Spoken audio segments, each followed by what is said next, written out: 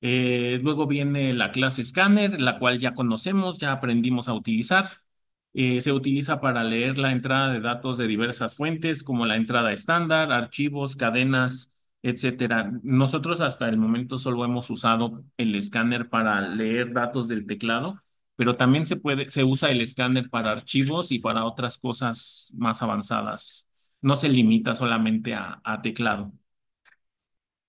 Es una herramienta para obtener datos de entrada que ingresan desde otro lado a nuestro programa. Es para introducir, para integrar nuestros programas con otros elementos e introducir información. El uso más básico del escáner, ya lo vimos, hay que añadir la línea import, hay que crear un objeto para el escáner, hay que usar el escáner a través del objeto y finalmente hasta el último instrucción de nuestro programa hay que cerrar el escáner, hay que cerrar ciclos y poner el punto close.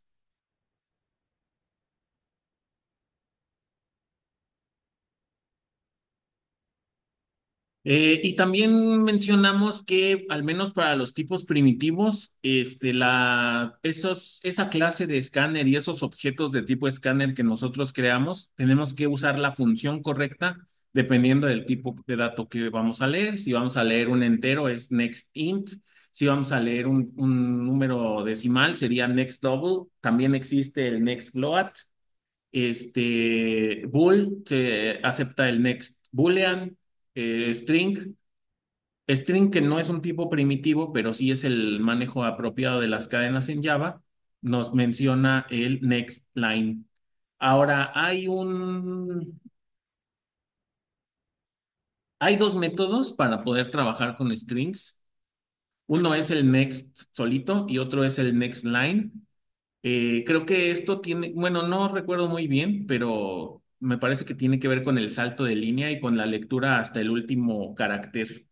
Entonces, yo les recomiendo siempre mejor usar el next line para no tener problemas con el buffer del teclado y con la entrada y todas esas cosas. ¿Qué más? Hay un error curioso que no sé si a alguien ya le pasó. Hay un error curioso que no sé si a alguien ya le pasó. Si tú en tu programa pones el texto así, system.print, introduce tu edad y pones int edad, next int, system.out, introduce tu nombre, y tratas de hacer la lectura con next line, luego pones introduce tu apellido y pones la lectura con next line también.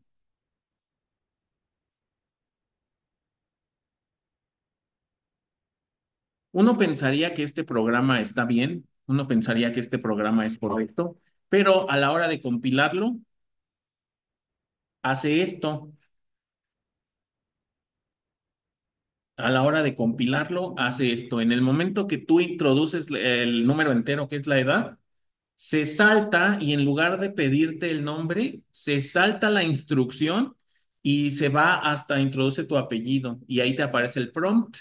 Y entonces ya falló mi programa, ya no hace bien las cosas, porque se brincó una instrucción. Bueno, pues a veces el uso de los next line seguidos provoca que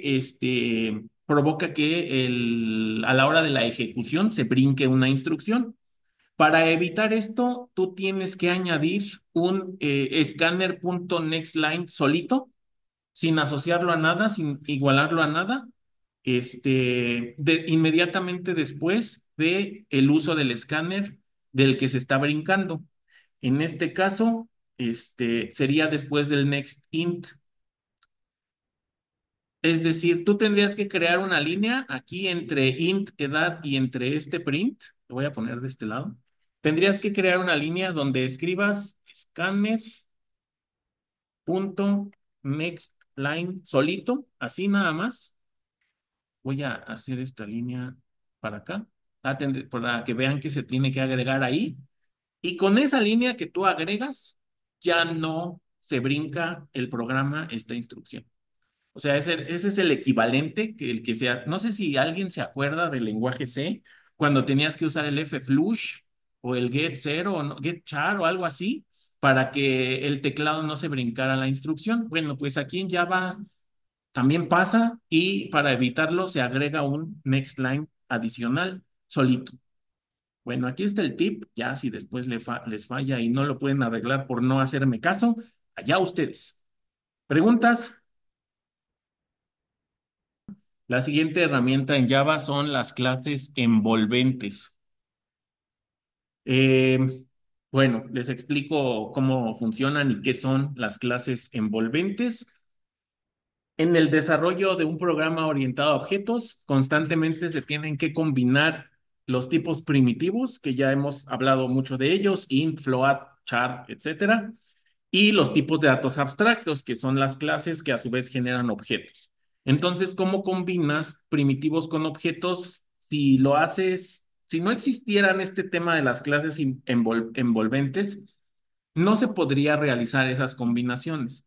Eso tiene que ver con el tema de tipado de datos. ¿Se acuerdan de tipado mixto, tipado explícito, todas esas cosas? Pues justamente uno de los tipos de combinación que hay es la de objetos con primitivos. Y esto podría llevar a un manejo incongruente de los datos. Entonces voy a escribir aquí, bueno, no voy a escribir nada, denme un segundo. Entonces, para evitar ese manejo incongruente de los datos y errores en el tipado, Java implementa las clases envolventes. Eso sí, anótenlo, es un punto complementario de esto. Para evitar ese manejo incongruente de datos y errores en el tipado, Java implementa las clases envolventes. La ventaja que van a tener ustedes es que este manejo de clases envolventes Java lo realiza en automático. Prácticamente ustedes no se tienen que pelear con el código para usarlo. Java lo hace por ti, pero me parece importante que conozcan de dónde viene y por qué es y para qué es. ¿Sale? Entonces, clases envolventes. Escríbanlo. Les doy unos segundos para que lo escriban.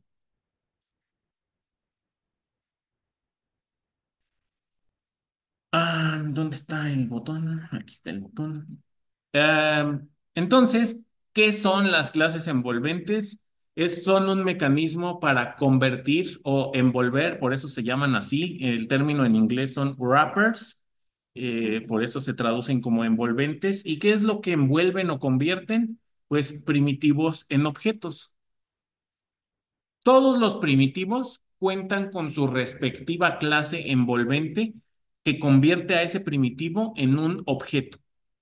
Y al convertirlo en objeto, entonces ya puede interactuar con otros objetos. En la clase uno aprendimos los cuatro pasos del diseño orientado a objetos. Uno de estos pasos era combinar o relacionar los objetos entre sí, agrupar objetos de características similares. Entonces, cuando hacemos eso con primitivos, necesitamos que los primitivos sean objetos, porque si no, se generaría una incongruencia en nuestros programas.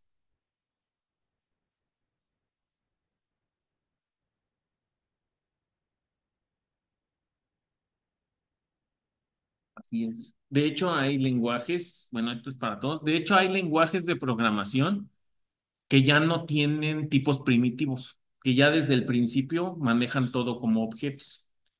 Un ejemplo de ello es Kotlin, que es el lenguaje para desarrollar apps. Ya no tiene primitivos, ya todo lo maneja directamente como objetos. Y pues estas son las clases envolventes de los primitivos. En realidad, pues son sencillas de recordar, todas son el mismo primitivo, solo que con mayúscula. La minúscula, o sea, si tú tienes boolean con mayúscula, entonces estás hablando de la clase boolean y de la cual generas objetos de tipo boolean. Si tienes, el único que cambia el nombre es, bueno, son dos, el int, que en objeto se llama integer, y el char, que en objeto se llama character.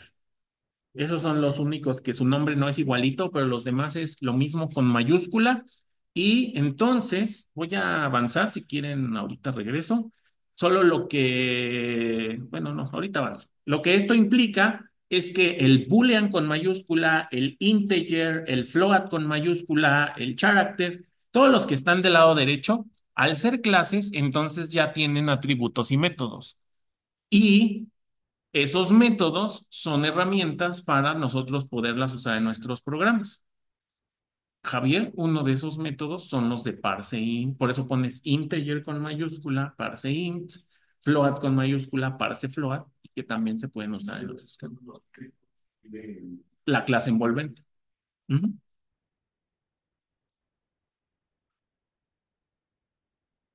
Entonces, apúntenle ahí que al ser clases, boolean con mayúscula, integer, float con mayúscula, todas ellas cuentan con atributos y métodos.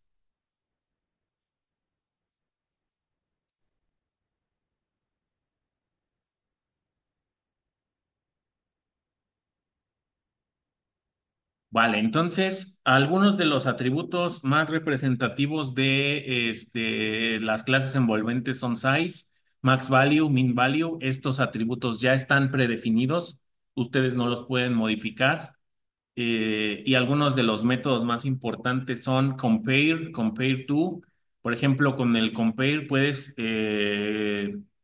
comparar dos números y te va a retornar si uno es mayor, si son iguales o si no es mayor. Eh, ahí está el value of.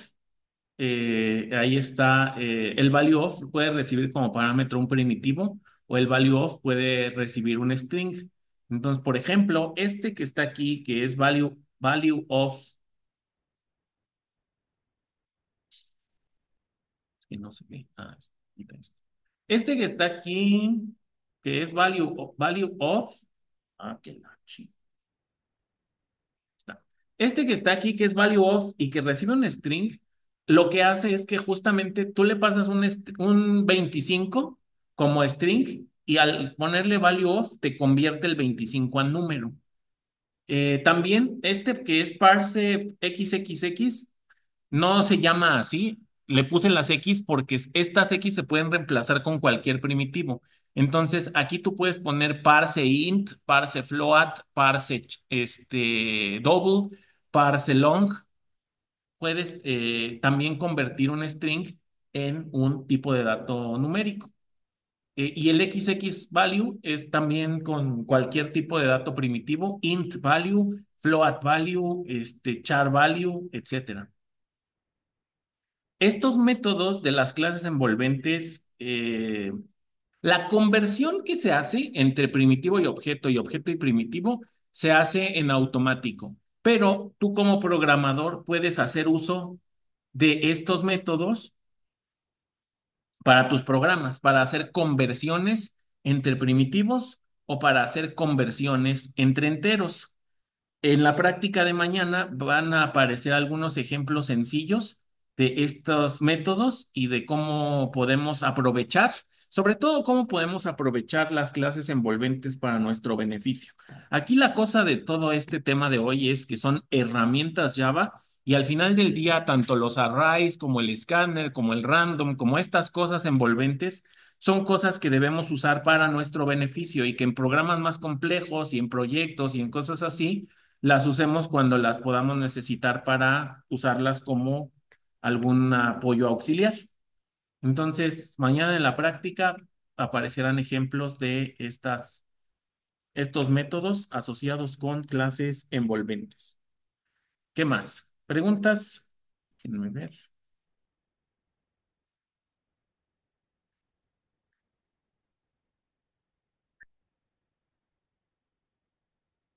Ese proceso que hace Java en automático para convertir los primitivos en objetos y convertir los objetos en primitivos se llama autobox y un box.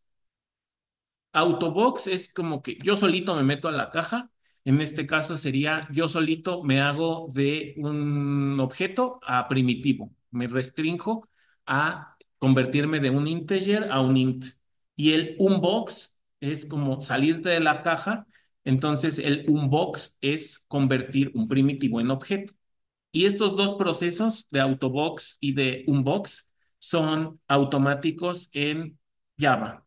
Java los hace por nosotros para que no tengamos que sufrir, para que no tengamos que preocuparnos por decir, ay, aquí necesito primitivo o aquí necesito objeto. Pues no sé qué necesito, solo lo puedo usar directamente y Java lo convierte por mí.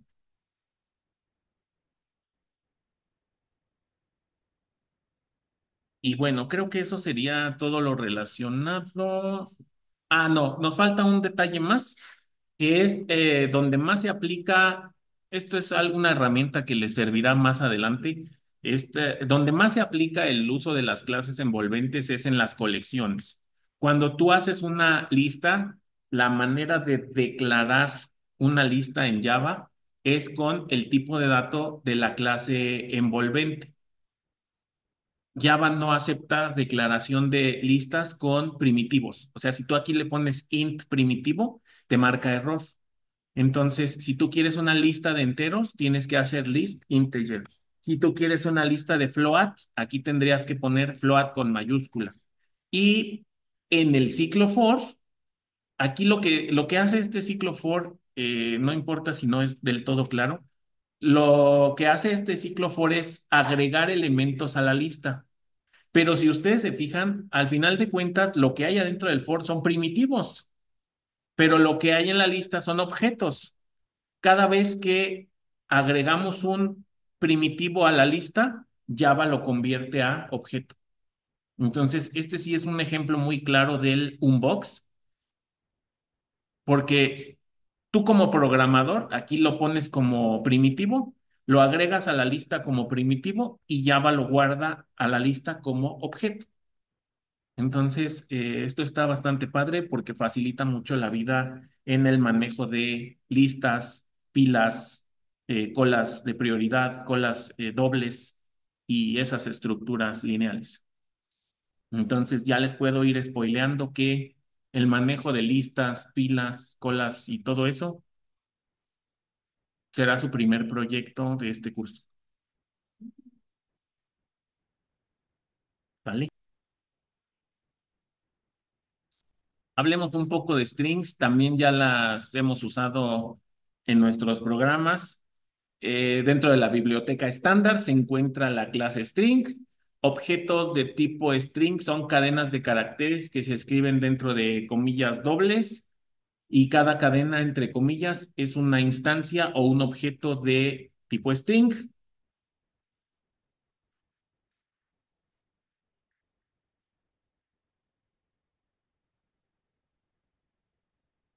Tal vez los strings sea la herramienta más utilizada de Java, pues porque casi en cualquier programa vamos a necesitar cadenas, ¿no? Y ya no tenemos que sufrir con el tipo char y hacer un arreglo de char o hacer un apuntador o hacer ese tipo de cosas. Ahora, estas cadenas pues también son objetos y al ser objetos también tienen atributos y también tienen métodos. Métodos que tenemos a nuestra disposición para poder utilizar como queramos.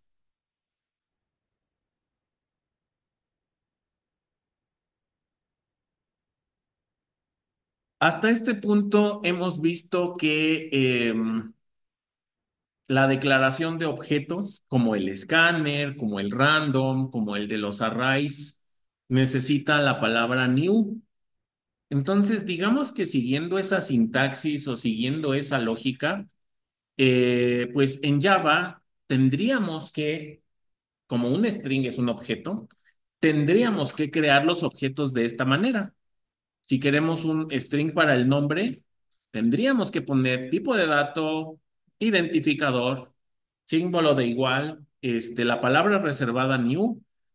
En teoría, tendríamos que hacerlo de esta manera, pero pues Java sabe que esto sería engorroso y que las cadenas son muy utilizadas en nuestros programas.